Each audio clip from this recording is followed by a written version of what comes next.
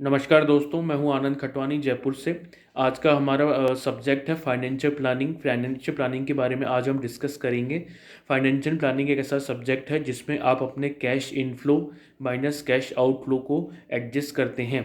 मैं आपको इसके बारे में डिटेल से बताऊंगा। कैश इनफ्लो में जो भी आपकी इनकम है वो आती है, जैसे मान लीजिए आपकी सैलरी, रेंट, बिजनेस इनकम, या आपका कैश इनफ्लो हुआ, और आपके जो खर्चे हैं वो आपके आउटफ्लो में काउंट होंगे। जब आप कैश इनफ्लो में से कैश आउटफ्लो घटाएंगे तो वह सरप्लस या डेफिसिट होगा। यही फाइनेंशियल प्लानिंग है जिसे कि कैश बजट कहा जाता है। इसको हम एक छोटे से एग्जांपल से समझते हैं। मान लीजिए कि आपकी सैलरी 1 लाख रुपए है तथा बिजनेस इनकम 50,000 है तथा अन्य इनकम 30,000 है। तो इस प्रकार आपका कैश इनफ्लो 1,80,000 हुआ।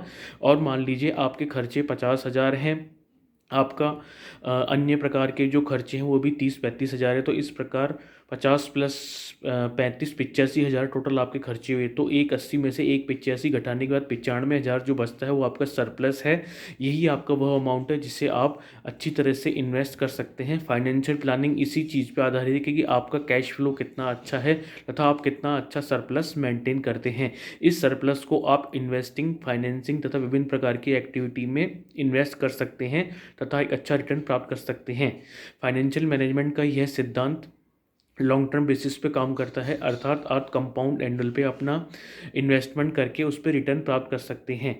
आपको फाइनेंशियल प्लानिंग के अंतर्गत विभिन्न प्रकार की चीज़ों का ध्यान रखना होता है।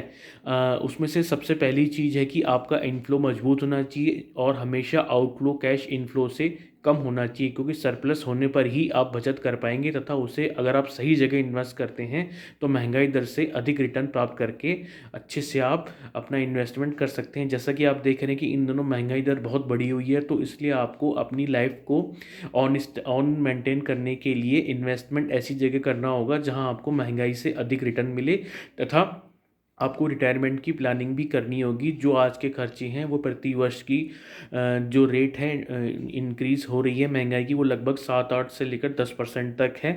अगर हम एक्चुअल इसको रेट पे कैलकुलेट करें तो ये 11% से भी ऊपर जाती है। तो आपको ऐसे प्रोडक्ट का सिलेक्शन करना होगा जो रिस्क एडजस्टेड रिटर्न दे, टैक्स इन्फ्लुएंस हो उसमें, अर्थात हमें टैक्स की भी बचत हो तथा उसमें कैश फ्लो अच्छा हो। इसी प्रकार के और अन्य वीडियो प्राप्त करने के लिए हमारे चैनल को सब्सक्राइब तथा लाइक करें। धन्यवाद। मैं हूं आपका मित्र आनंद खटवानी जयपुर से। थैंक्स।